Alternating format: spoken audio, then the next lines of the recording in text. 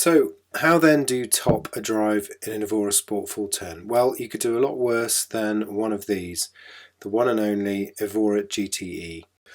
This particular car is number 14 out of just 19 cars remaining, and this makes it one of the rarest and most exotic Lotus road cars ever made. One of only 3 cars remaining in white, so I hope you'll understand the lack of driving heroics in this particular video, but it was a huge honour and privilege to be able to take this car out and actually drive it. The original intention for the GTE was to create a limited number of extremely high-end Evora-based road cars, which were inspired by the GTE Evora race cars. Lotus originally built 30 cars for sale to China, and when the wheels fell off after the Danny Bahar saga, what you can see here is a field full of Evora GTEs sitting around doing nothing, gathering dust. This picture was actually taken up at the factory in early 2013, and it was a really sad sight. And I remember thinking then, wouldn't it be nice if they could just get those built and get those finished and sell them? And that's exactly what happened. Lotus Motorsport completely rebuilt 20 of the original 30 cars and left 10 cars over to use for spare parts. The prototype GTEs used 440 horsepower Cosworth V6s, automated manual gearboxes and centre-lock wheels. But in order to get the cars finished and provide some form of warranty, Lotus Motorsport took the decision to fit the standard Evora S engine, which is 345 horsepower. Most of the cars are IPS automatic gearboxes, which do maintain the paddle shift intention for the car, but there were also 6 manual cars made.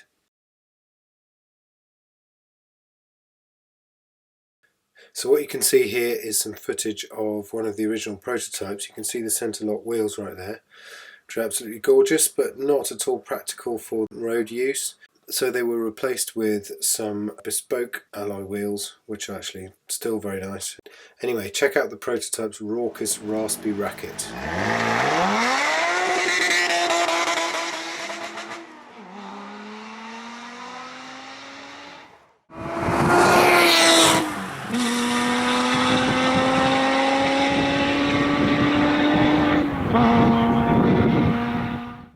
So back in the limited production car, these were fitted with the Lotus Sports exhaust. While much quieter than the prototype, still produce a lovely exhaust tone in their own right.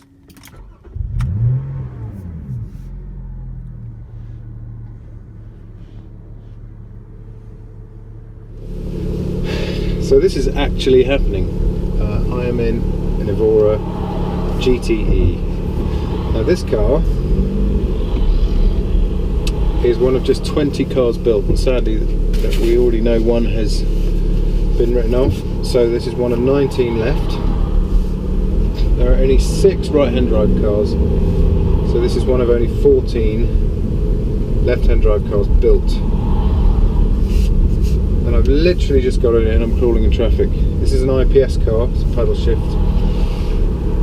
There were very few manuals made. It's a fascinating car for many reasons, and there are 2 ways of looking at it. One, you could say it's just a styling exercise, one of Danny Bahar's excesses, one of his many excesses. On the other hand, you could say it is a Lotus Motorsport car, which was built by Lotus Motorsport to honour the GTE racing car, which competed at Le Mans and other places. But whatever opinions you have about this car before you see it, and before you are lucky enough like me to actually get behind the wheel, just disappear when you see it. And when you get behind the wheel, they totally evaporate. This, I suppose you could argue, is broadly standard Evora, old school Evora interior, which I have to say I absolutely love. It is definitely a nicer interior than the newer 400 cars onwards. It's a lovely wraparound. I mean, look at the details like this door handle. It's just very ordinary in the 400. In this, it's absolutely exquisite. But interior-wise, this applies quite a lot to an Evora S or Sports Racer, something like that, or even the original Evora. These seats, the Recaro seats, absolutely stunning. They're quite heavy compared to a carbon seat, but they are lovely. Really comfortable, really supportive. It does feel, as I say, it has a pretty overwhelming effect on you. You could easily say, oh, it's a very expensive car, it's only got the standard 350 horsepower engine, etc. That is true. But this thing has charisma to spare. It really genuinely does have all-out supercar presence. I thought the road presence on the Evora Sport 410 was good, but this is really another level altogether. You could park this next to anything in Casino Square and no one would laugh at you. So, first impressions are, it's very comfortable, it's very easy actually with this automatic gearbox, straight in D, sitting in traffic in the most exotic Lotus road car ever made, and it is an absolute breeze. It's comfortable, quiet, it's very undemanding. The big question mark is, yes, there is standard 350 horsepower in this, which if I had bought one would be a disappointment, and I suspect I would probably want to do something about that power output. Try and get it back up to the magic 440 quoted power output of the, which was intended for this car. I guess I'd just love to know, love to feel what the GTE was meant to be.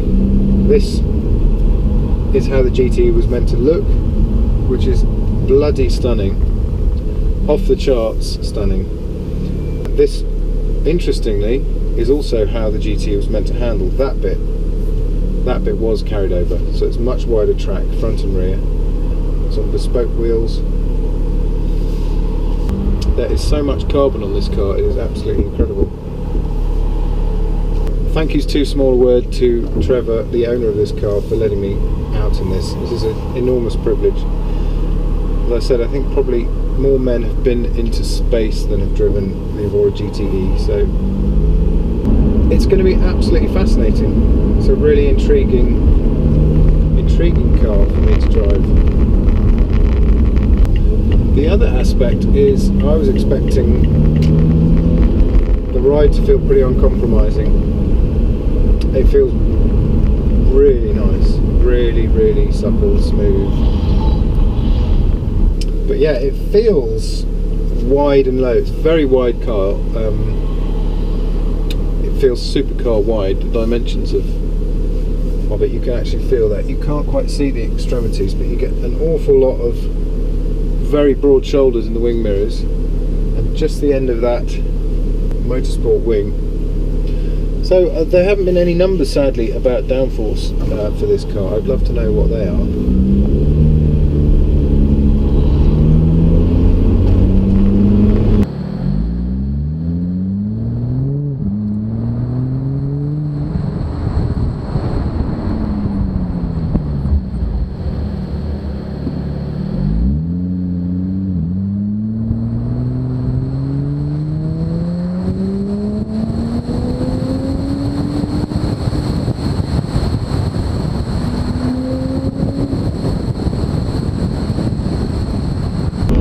But yeah, it would be lovely to get it on some faster open roads, just to feel a little bit of what Lotus Motorsport did with the suspension. That is really the only thing of any relevance to experiencing one of these. It's really what they've done to the handling. So it's particularly interesting, having just gone out of a Sport 410, to get in this. I'm not sure how I was expecting the wider track to affect the steering, but it's super responsive, as you perhaps might expect. I mean, look how tiny my steering inputs are just on normal roads, but the ride is absolutely divine.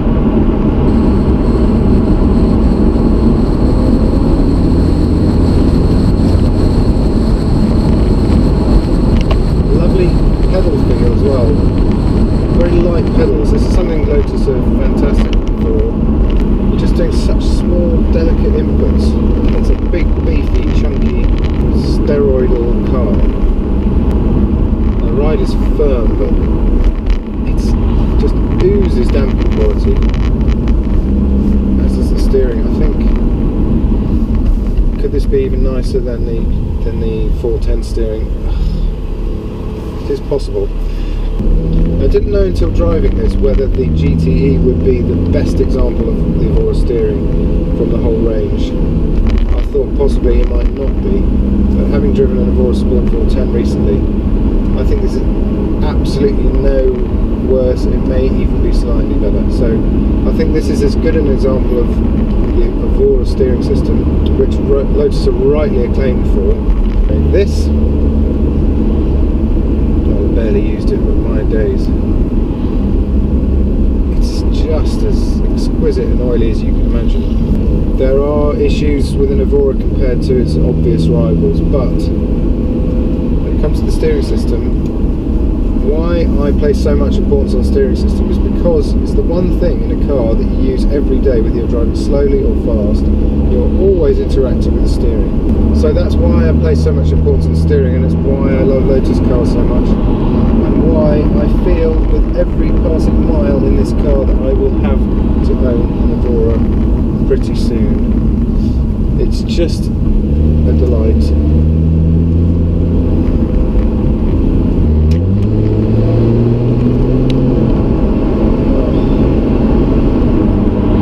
Again, look at how small the steering inputs are. I think this might be the nicest steering Evora of them all. I really do. And that's bad news because there are only 19 left of these and they're all very expensive and I can't have one. But I am in one right now, so I will take that with knobs on.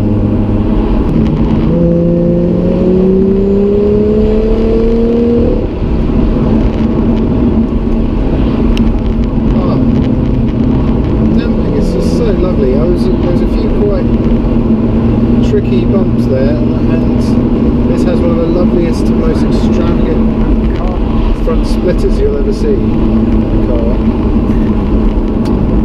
and made of carbon fibre. And my heart skipped a beat thinking, no, I don't want to ground this lovely splitter. The damping just controlled the body so well. Not even an issue, and those were quite tricky bumps actually. I don't even know where I am actually, I'm totally lost, but what a thing to be lost in.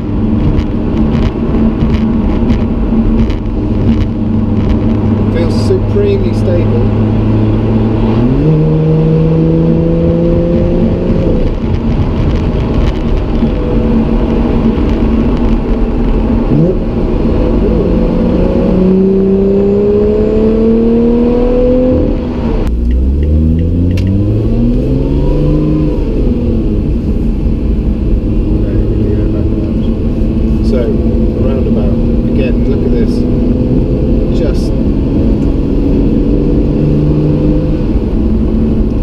Feels capable of huge corner speeds.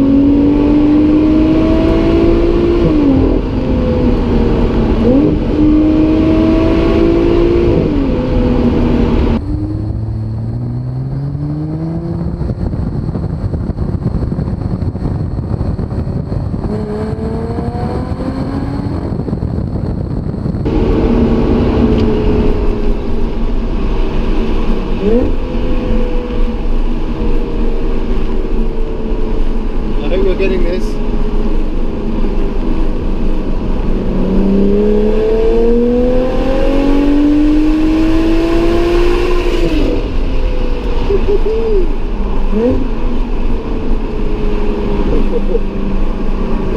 such a sinister sight. The only poor car in front.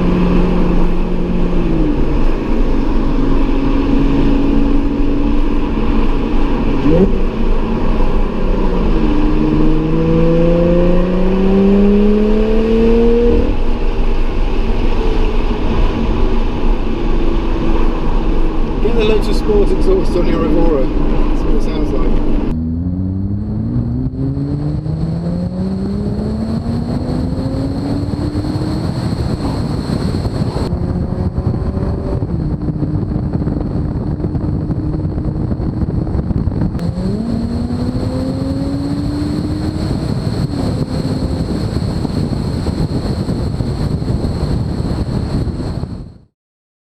So while the GTE for some is more style than substance, it was in isolation fantastic to drive and felt more thoroughly developed than perhaps I was expecting.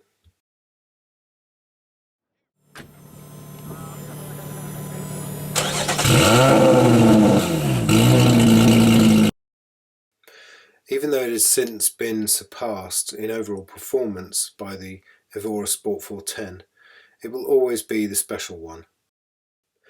Wherever the Evora goes from here, I doubt Lotus will ever top the GTE for visual drama or sheer road presence. So my thanks again to the owner of GTE number 14 for this amazing opportunity. The Evora platform in general continues to impress. The more Evoras I drive, the more respect and admiration I have for them. And this was a fascinating glimpse into the direction that the Evora was heading in, but it's enough to convince me that Lotus are more than capable of taking on the supercar establishment if only they can find the necessary investment. Here's hoping that they'll find a good backer soon and that day will come.